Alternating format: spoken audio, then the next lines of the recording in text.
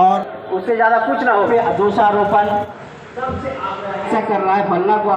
Hello Khan sir आए हुए हैं, उनका आपने कहाँ से संगीत आज आत्मसात किया जाए, लेकिन जैसे जैसे वरिष्ठ छात्र यहाँ आज बोल रहा हूँ, जीनियस जो बनते हैं और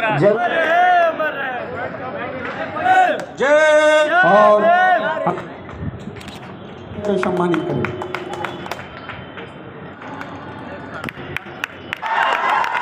विद्यानंद सर भी हमारे बड़े भाई। हमारे बिहार में कोई ऐसा मोहल्ला पंचायत नहीं है जो बाबा साहब डॉक्टर बी.आर. अम्बेडकर की छोटे छोटे तस्वीर रख करके जो सुदूर इलाके में गरीब बस्तियों में जितनी संख्या है वो समाज के लोगों ने परम पूज्य बाबा साहब अम्बेडकर जी के पुष्प अर्पित करके अपने आप को धन्य समझ रहा है। भारत के 75 साल अमृत महोत्सव मनाया जा रहा है, लेकिन अभी भी गुलामों को गुलामी का एहसास नहीं हुआ। तो कभी करता था और तोप लोग चलाते थे और नौजवान देश का सीना लेके खड़ा हो जाता था। धन्य ऐसे नौजवान सामने खड़े हैं और सरकार बना रहा है। 19 को दो समिति के सदस्य अम्बेडकर की 131वीं जयंती के शुभ अवसर पे एक कल्याण छात्रावास के सभी छात्रों के बीच में पढ़े लिखे प्रबुद्ध CEO video doctor professor engineer और सभी इस हॉस्टल के विद्यार्थी हम समाहित बाबा साहब अम्बेडकर की जन्म जयंती के अवसर पर उपस्थित हुए हैं। बाबा साहब देश के नहीं दुनिया में सर्व समाज के स्रोत एक नेता थे और वह नेता देश के संविधान देकर के सभी समाज को, गरीब तबके के सर्व समाज के लोगों को आगे बढ़ने का रास्ता दिया और मंत्र दिया, शिक्षित बनो, संगठित हो जाओ, संघर्ष करो। जिस रास्ते पर चल करके आज देश दुनिया में बाबा साहब का नाम आज अमर है। उनके बताए रास्ते पर वंचित समाज के लोग आगे बढ़ेंगे, पढ़ेंगे और वो अपने आप को माली हालात में बदलाव लाएंगे। यही बाबा साहब का सपना था। उस सपना को साकार करने के लिए हम लोग समय समय से इकट्ठा होते हैं और बाबा साहब की जन्म जयंती पे उनकी चर्चा करती है, गुणगान करते हैं। बाबा साहब ने कहा है कि जो कौम अपने पूर्वज का इतिहास नहीं जानता है वो कौम कभी भविष्य में तरक्की नहीं करता है। तो हम उनके खून बून हैं, उनके औलाद हैं। बाबा साहब के बताओ रास्ते पर हम लोग चलते हैं। जय भी।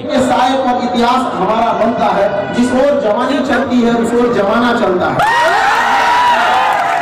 युवाओं को कोई रास्ता दिखा, अपना मंजिल आप खुद बना सकते हैं। कहा जाता है मैं दरिया हूँ, अपना हुनर जानता हूँ, जहाँ से भी गुजरूंगा अपना मंजिल बनाऊंगा, अपनी रास्ता। दरिया को कोई रास्ता नहीं दिखाता, वो अपनी मंजिल खुद लेके बढ़ती है। लोग कहते हैं इस पृथ्वी पर हम खाली हाथ आए थे और खाली हाथ जाएंगे। गलत बात है। हम खाली हाथ आए जरूर थे, लेकिन सब लोग खाली हाथ जाते नहीं। अम्बेडकर साहब खाली हाथ गए हैं, हमारे स्वतंत्रता सेनानी खाली हाथ गए हैं। वो बहुत सारे आदर्शों को दे के गए, जिनको देखकर हम आगे बढ़ते हैं। और जितना संघर्ष उन लोगों ने देखा है, शायद अगर हम लोग के जीवन में आ जाए तो हम लोग अपने जीवन को वहीं छोड़ देंगे। इतना संघर्ष करके भीमराव अम्बेडकर साहब ने पढ़ाई किया। सोच सकते हैं उस विद्यार्थी के ऊपर क्या बीतता होगा जिसे पढ़ने के लिए विद्यालय से बाहर रखा जाता है। उसी वक्त मनोबल टूट जाता होगा, लेकिन अपने मनोबल को नहीं तोड़ना चाहिए। अपना शक्ति, अपना एक बढ़िया योद्धा जो होता है वो अपना परिचय युद्ध के मैदान में देता है, न कि गली कूचे पे देता है। भीमराव अम्बेडकर साहब को पता था कि अगर हम छोटी छोटी बातों में उलझेंगे तो उलझ कर रह जाएंगे, इसलिए वो पहले अपनी काबिलियत को बनाए, कभी किसी को नहीं कोसा बोलेंगे। इसलिए आप भी कभी भी जहां भी रहिए अपने विकास पे ध्यान दीजिए, न कि दूसरे के ऊपर उंगलियां उठाएं। आप अपनी भाषा हमेशा, एक चीज को तो हम हर विद्यार्थी को कहते हैं कि भाषा पर बहुत ध्यान रखिएगा आप लोग, क्योंकि हम बोलना 3 साल में सीख जाते हैं और क्या बोलना है ये जिंदगी भर सीखते रहते हैं। इसलिए भाषा पर हमेशा ध्यान रहे, क्योंकि यही एक ऐसा जबान, एक ऐसा जगह है जहाँ अमृत और जहर दोनों निवास करता है एक ही जगह।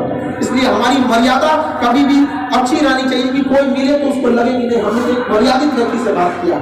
आज का समय शिक्षा का, और हमेशा याद रखिएगा जब भी हमें कभी समस्या आती थी तो हमें भीमराव अम्बेडकर साहब का एक बात हमेशा याद आता था, सुना जाएगा। याद रखिएगा, अगर आपको बहुत सारा समस्या आने लगे लड़े जाएंगे ना, हथियार लेकर पकड़ाए जाएंगे, लेकिन एक ऐसा हथियार है जो किसी मेटल डिटेक्टर में नहीं आता, शिक्षा। शिक्षा एक ऐसा हथियार है जिसे आप कहीं भी लेके जा सकते हैं और पकड़े वो नहीं करेगा। इसलिए हमेशा क्या रहिए, शिक्षित बनिए। शिक्षा का मतलब होता है सर्वांगीण विकास। आप बात कैसे करते हैं, जीवन शैली कैसा है, रहन सहन कैसा है, किसी की मुसीबत में आप काम आते हैं कि नहीं आते हैं। आप उन खुश नसीबों में से हैं जिनको माँ बाप ने पटना भेज दिया था पढ़ने के लिए। बहुत सारे ऐसे लोग हैं जो बेचारे गाँव में ही रह जाते हैं, उनको नसीब नहीं हो पाता यहाँ आने का। तो आप इस समय को मत गंवाइएगा, वरना आप आने वाले समय में खुद को कोसिएगा कि आप कर सकते थे और आपने नहीं किया। सबसे ज्यादा तकलीफ इसी बात का होता है। आपके पास मौका है, अभी समय ना लगाइए निर्धारित करने में कि आपको क्या करना है, वरना समय निर्धारित कर देगा कि आपका क्या करना है। 2 मिनट नहीं लगेगा आपको समय लगाना। सबके पास जीवन में संघर्ष होता है, ऐसा कोई व्यक्ति नहीं है जिसका जीवन संघर्षों से नहीं। किसी का संघर्ष छोटा, किसी का संघर्ष बड़ा। हम लोग भी अपने विद्यार्थी जीवन में बहुत संघर्ष किए। सोचो हमारा तो लिखने नहीं आता था, आज में 10 लाइन हिंदी, 1 लाइन हिंदी लिखते 4-5 मात्रे गलत कर देते हैं। बहुत सारा हमारे टीचर लोग कभी नहीं जांच करते, फेंक देते, हम जांचे नहीं कराते थे। तो कई सारे शिक्षक थे, उन्होंने समझाया कोई बात नहीं, मेहनत करते रहो। 40 विद्यार्थियों के क्लास में हम 37वां नंबर पे आते थे। हमको बड़ा टेंशन होता था, हमारा कुछ होगा कि ना होगा आगे जाके।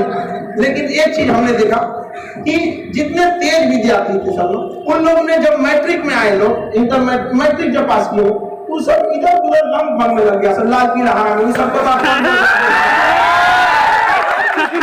चौपटिया गया सब उसमें आगे। और उस समय आने के बाद हमको एक आप शिक्षक इतने बेहतरीन मिले, जिनके पढ़ने के बाद हमें शिक्षा से प्रेम हो गया। तो ऐसे लगता था जैसे आपको कैसे फोन का इंतजार रहता है, हमको क्लास का इंतजार रहता है। तो हमें लगा कि हम कमजोर थे नहीं, हमें कमजोर बनने के लिए मजबूर हो गए, क्योंकि हम किस लेवल का हम जान रहे हैं, उस लेवल का पढ़ाई नहीं जा रहा था, कुछ सपना ही नहीं देखा था। तो याद रखिएगा, अगर ऊपर वाला आपको समस्याएं दे रहा है, 40 रुपए बचे। उसके बाद हमने यहाँ पे चालू किया यहाँ पर सब कुछ, क्योंकि हम लोगों ने भी काफी सारा कोचिंग वगैरह चालू किया था, तो उसमें काफी सारी संघर्ष रहता है, तो वहां से भी हम लोगों ने चालू किया। तो आप कभी भी कहीं भी रहिए, अभी आप लोग का विद्यार्थी जीवन है, इसमें आपका एक ही चीज साथ देगा, वो आपकी शिक्षा है। और अभी के जीवन में इंसान सबसे ज्यादा भटकता है।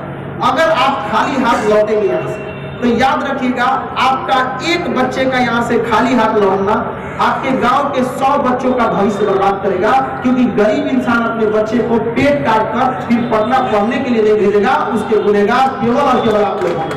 इसलिए आप अपने लिए तो पढ़िएगा, लेकिन उन 100 बच्चों